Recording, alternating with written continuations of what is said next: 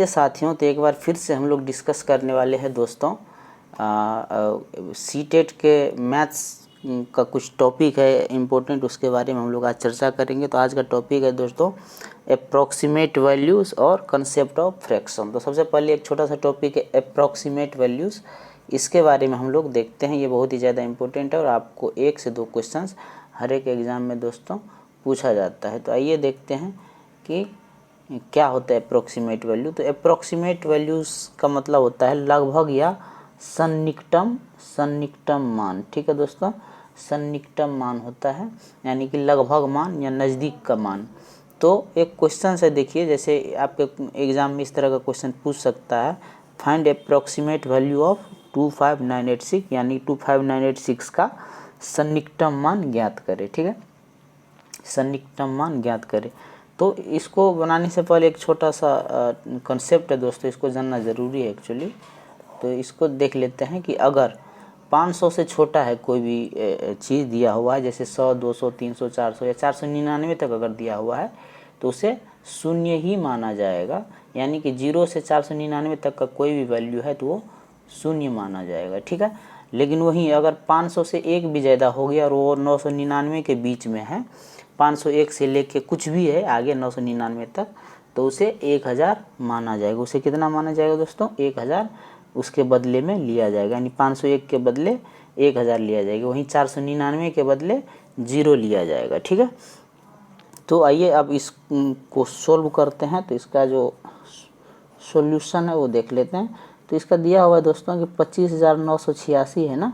तो इसको जो है हम सबसे पहले 25,000 तो पूरा लिख देंगे, इसको अलग तोड़ लेते हैं, 1000 वाले को अलग और 100 वाले को अलग तोड़ लेते हैं। तो 25,000 ये हो गया, अब प्लस 986 हो गया दोस्तों। ठीक है, तब इसको क्या कर लेते हैं, 25,000 तो पूरा है हमारे पास, प्लस 986 को हम लोग 1000 लिखेंगे दोस्तों। ठीक है, क्योंकि ये 500 से ज़्यादा है। हमने अभी बताया था ना कि 500 से अगर एक भी ज़्यादा हो और उसके बीच में कोई भी अंक हो 999 के बीच तक, तो उसे 1000 लिया जाएगा। तो इसके 986 के जगह हम लोगों ने कितना ले लिया दोस्तों? 1000 ले लिए। कितना ले लिए? 1000। सन्निकटम मान के लिए ऐसे ही किया जाता है। तो ये टोटल कितना हो गया? 26,000 हो गया। तो ये 26,000 क्या हो गया? इसका निकट का मान हो गया। 26,000 कितना हो गया दोस्तों? इसका निकटतम मान हो गया। ठीक है, तो ये एक चीज़ हम लोगों ने अभी देखा। आइए नेक्स्ट देखते हैं दोस्तों, एक और एग्जाम्पल ले लेते हैं कि अगर आपसे क्वेश्चन पूछ दे कि 5290 प्लस 17996 का सन्निकटम मान यानी नज़दीक का मान ज्ञात कीजिए। ठीक है दोस्तों, तो इसको कैसे हम निकालेंगे? देखिए, अभी हम लोगों ने क्या देखा था कि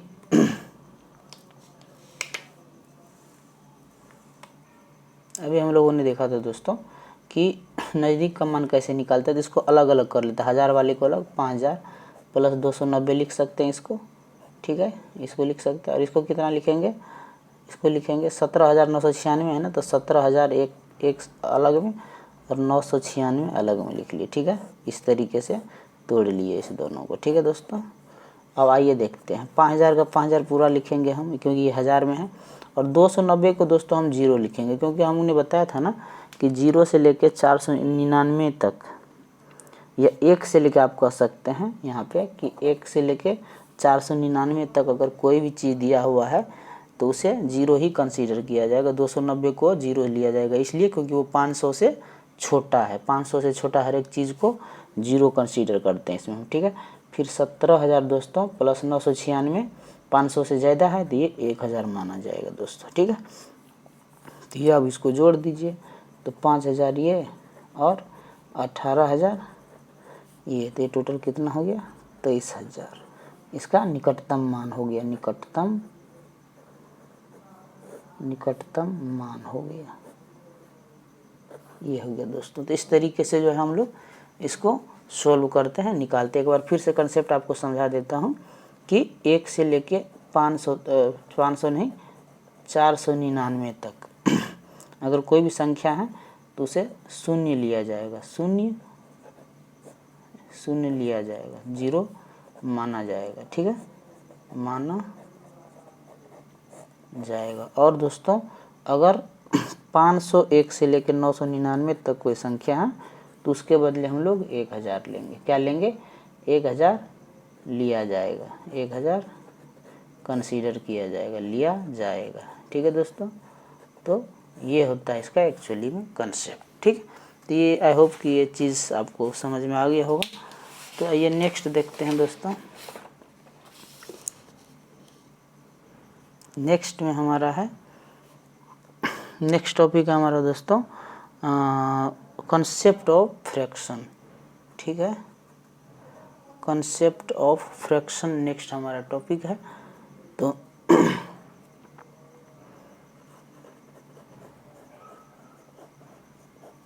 concept of fraction, concept of fraction के बारे में हम लोग अभी देखने वाले हैं, सीखने वाले हैं दोस्तों। ठीक है, तो आइए देखते हैं क्या होता है कंसेप्ट ऑफ फ्रैक्शन दोस्तों।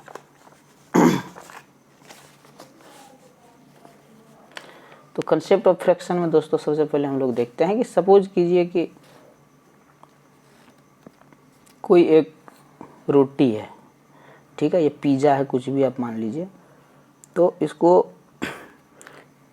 अगर हम मान लीजिए 2 भाग में बांट दिए तो 1/2 ये हो गया और 1/2 इस साइड वाला हो गया। लेकिन अगर इसको 4 भाग में बांट दिए तो सारे 1/4 हो गया, ये भी 1/4 हो गया, ये भी 1/4, ये भी 1/4 और ये भी 1/4 हो गया। ठीक है दोस्तों, तो ये आपको एक्चुअली जानना ज़रूरी है। ठीक है, ये कैसे होता है देखिए, अगर ये सारे को जोड़ दिए तो 1 के बराबर आना चाहिए। तो 1/, सारे को जोड़िए आप, तो 1/4 प्लस 1/4 प्लस 1/4 और प्लस 1/4। इसको हम अगर भिन्न जोड़ करेंगे दोस्तों तो देखिए ये 1 आना चाहिए।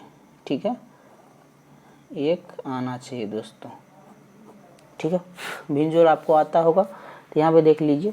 अगर इस तरीके से कीजिए कि चारों का सारे का एलसीएम यहाँ 4 आ गया, और बाकी 4 से सारे को डिवाइड करके इससे मल्टीप्लाई करते जाएंगे। देखिए यहाँ पे ये 4/4 आ जाएगा आप दोस्तों, तो ये 1 हो गया। तो इसका सिंपल सा मतलब है कि ये जो पूरा पार्ट है ना, ये 1 है, ये पूरा पार्ट को हम 1 मानते हैं। और इसको अगर 4 भाग में बांट दिए दोस्तों तो ये 1/4 1/4 1/4 1/4 सारे हो गए। जितने भाग में बांटेंगे उतना हो जाएगा। अगर इसी को 3 भाग में ही बांटते अगर दोस्तों हम, यहाँ पे अगर कोई रोटी है या कोई हिस्सा है ज़मीन का मान लीजिए, इसे अगर 3 भाग में ही हम बांटते, 3 भाग में ही बांटते तो ये सारा कितना हो जाता? 1/3 1/3 और 1/3 हो जाता। ठीक है, इसी प्रकार से अगर कोई ज़मीन है या कोई रोटी है, कुछ भी है, कागज़ का टुकड़ा है मान लीजिए दोस्तों, अगर इसको हम सिर्फ 2 भागों में बांटते हैं तो ये 1/2 और ये हिस्सा 1/2 हो जाएगा। इसी प्रकार से दोस्तों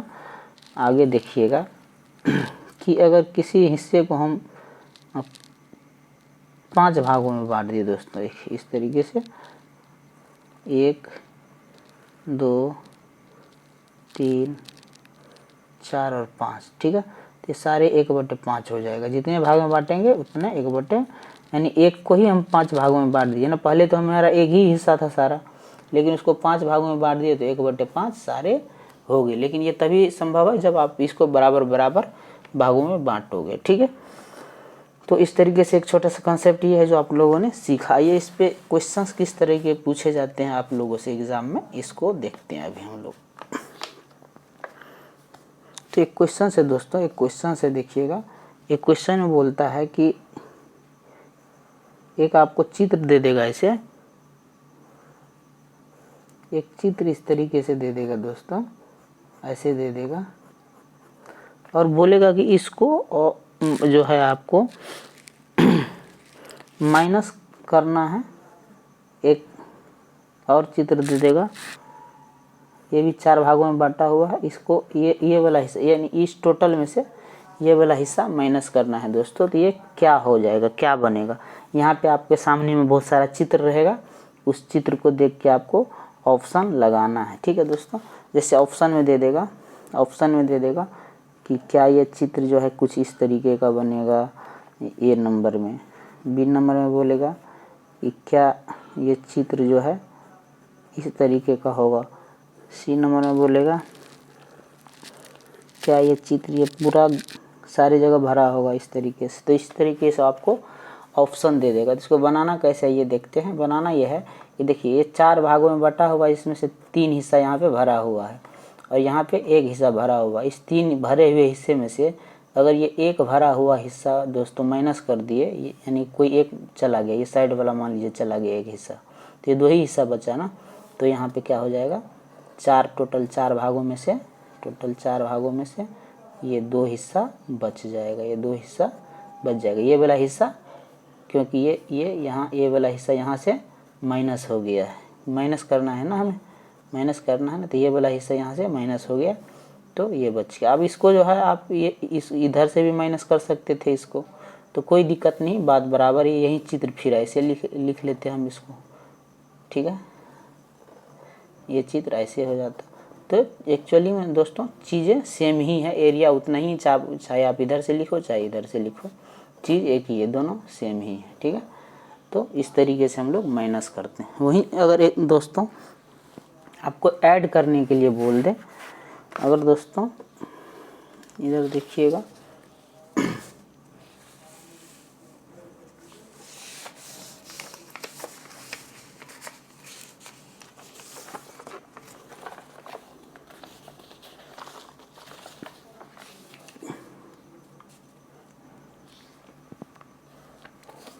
अगर ऐड करने के लिए बोल दे दोस्तों यही चित्र में, तो आप किस तरीके से ऐड कीजिएगा देखिएगा। ऐड करने के लिए बोल दे, अगर क्वेश्चन है, मान लीजिए यहाँ पे एक देखिएगा क्वेश्चन है कि एक ये खाली है ऐसा और इसको इसके साथ जोड़ना है ऐसे, ये भरा हुआ हिस्सा है, ये भरा हुआ हिस्सा है और प्लस में फिर एक ऐसे खाली है रोटी और एक रोटी का ये चौथा भाग है, एक रोटी का ये चौथा भाग है। इसको जोड़ के आपको दिखाना है। जोड़ना कैसे है दोस्तों, देखिए 2 रोटी तो यहाँ ये यहाँ पे आ जाएगा सीधे सीधे, ठीक है, ये दोनों जुड़ के 2 रोटी यहाँ दिख रहा है। प्लस में देखिए दोस्तों ये जो भरा हुआ है ना, ये जो भरा हुआ ये अगर जुड़ेगा ना तो ये भरा हुआ हिस्सा यहाँ पे आ जाएगा। कहाँ पे आ जाएगा, यहाँ पे आ जाएगा दोस्तों, ठीक है, ठीक है। ये भरा हुआ हिस्सा को आप ऊपर से भी इधर से भी यहाँ पे डाल सकते, तो कहीं भी डाल दीजिए, कोई फ़र्क नहीं है। तो ये दोनों एक साथ जुड़े, खाली खाली वाला अलग आ गया, खाली खाली वाला दोनों यहाँ पे आ गया और साथ में ये दोनों जो है अलग जुड़ जाएगा। तो ये एक्चुअली में अब एक यहाँ भर जाएगा, ये जो भरा हुआ हिस्सा यहाँ उठ के आ जाएगा, फिर इसको भर देगा, तो ये इस तरीके से हो जाएगा। देखिए 2 तो पहले ही हमारे पास भरा हुआ था दोस्तों, ये वाला भरा हुआ था ना पहले ही, और ये भी उठ के आ गया यहाँ पे, तो ये भी भर गया, तो ये हो गया आपका आंसर, ठीक है। तो अब इसको जो है आपको इस तरीके से चित्र में दे सकता है या आपको जोड़ के बताना है। तो ये एक पूरा है प्लस फिर ये एक पूरा हुआ दोस्तों। अब प्लस में दोस्तों ये कितना हो गया, 4 में से 3 भरा हुआ है, 3 भरा हुआ है 4 में से, ऐसे लिखना है इसको, ठीक है दोस्तों। तो ये कितना हो गया, 2 + 3/4 हो गया दोस्तों। तो इस तरीके से जो है इसको लिखना है, या 4 दूनी 8 और 3 11/4 इसका आंसर हो गया दोस्तों, ठीक है। तो इस तरीके से जो है आप इसे लिख सकते हैं, समझ सकते हैं, कर सकते हैं दोस्तों, ठीक है। इसी प्रकार से एक और छोटा सा कंसेप्ट दोस्तों देख लेते हैं इसका, कि यहाँ पे देखिए एक ग्राफ को एक्चुअली समझना ज़्यादा ज़रूरी है दोस्तों।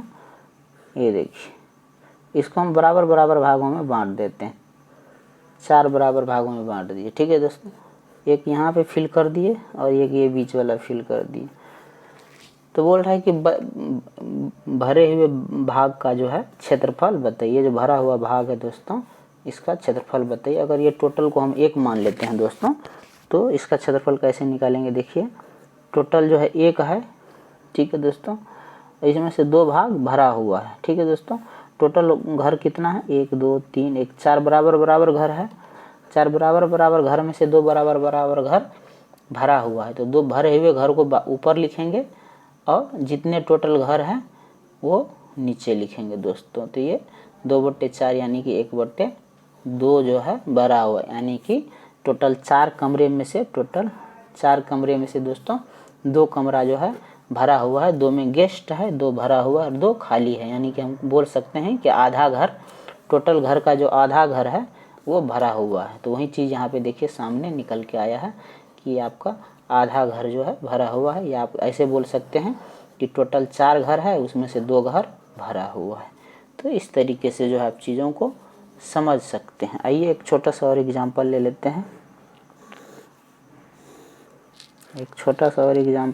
हैं। दोस्तों, ये मान लीजिए ऐसा कि ये सारे बराबर, ऐसा मान लीजिए अभी, क्योंकि यहाँ लाइन खींचने में थोड़ा सा प्रॉब्लम हो रहा है।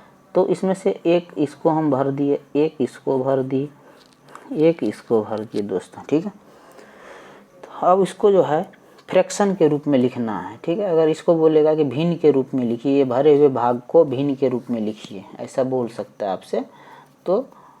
तो ये जो भरा हुआ भाग है इसका क्षेत्रफल या भिन्न के रूप में आप जो लिखना होगा, कैसे लिखना होगा, तो सबसे पहले देख लीजिए कि टोटल कितना हिस्सा है, कितना घर है। 1 2 3 4 5 6 7 8 9 10, टोटल 10 घर है। तो 10 घर में से भरा हुआ कितना है, 1 2 और 1 3। तो यानी कि टोटल घर है 10, जिसमें से 3 भरा हुआ, यानी कि 3/10 हो गया आपका आंसर दोस्तों, ठीक है। तो इस तरीके से जो है आप चीज़ों को समझ सकते हैं, लिख सकते हैं। यानी कि भरा हुआ जितना हो उसको ऊपर लिखना है, टोटल जितना हो वो नीचे लिखना है। तो इस तरीके से जो है आप दोस्तों फ्रैक्शन को समझ सकते हैं, ठीक है दोस्तों। तो एक और छोटा सा क्वेश्चंस कर लेते हैं कि अगर मान लीजिए आपको जोड़ना है इस तरीके से कि एक खाली है और एक का ये इतना भरा हुआ है, प्लस एक का दोस्तों ये वाला भरा हुआ है मान लीजिए। तो इसको ऐड करके कैसे लिखेंगे, तो एक देखिए पूरा खाली है तो वैसे ही रहेगा, अब प्लस ये दोनों दोस्तों जुड़ के यहाँ पे हो जाएगा, आधा तो पहले ही था और ये वाला यहाँ आ जाएगा, तो ये 1/4 ये भी फिल कर देगा। तो इस तरीके से इसका आंसर हो जाएगा, यानी कि एक ये हो गया और 3/4 ये हो गया दोस्तों, ठीक है। तो ये टोटल हो गया आपका 7/4, ठीक। तो इस तरीके से जो इस चीज़ों को सोल्व करते हैं और समझते हैं। तो आई होप कि आप लोगों को समझ में आया होगा। अगर आपको चीज़ें समझ में आ रहा है तो हमारे साथ जुड़े, हमारे चैनल को दोस्तों सब्सक्राइब कर लीजिए प्लीज़। तो मिलेंगे नेक्स्ट वीडियो में, तब तक के लिए आप स्वस्थ रहे, मस्त रहे, व्यस्त रहे। जय हिंद।